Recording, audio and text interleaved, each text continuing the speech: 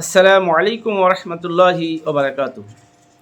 সম্মানিত দর্শক মণ্ডলী, আজকে আমি অত্যন্ত গুরুত্বপূর্ণ একটি মাসালা নিয়ে আলোচনা করব। মাসালাটি অত্যন্ত গুরুত্বপূর্ণ হয়, স্কিপ না করে সম্পূর্ণ ভিডিও দেখুন, তাহলে আপনারা মাসলাটি বুঝতে পারবেন।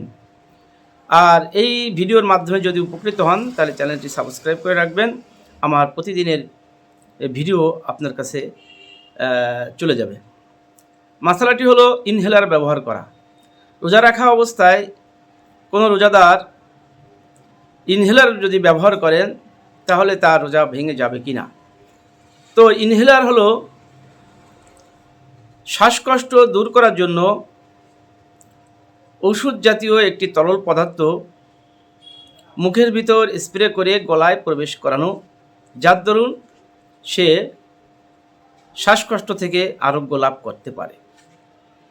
তো এরকম রোজা রেখে এরকম ইনহেলার ব্যবহার করা দ্বারা তার রোজা ভেঙে যাবে। ইমদাদুল ফতোয়া। তো আমরা রোজা রাখা অবস্থায় শ্বাসকষ্ট দূর করার জন্য অন্য কোনো পন্থা থাকলে আমরা সেগুলো ব্যবহার করব। আল্লাহ রাব্বুল আলামিন আমল করার তৌফিক দান করুক।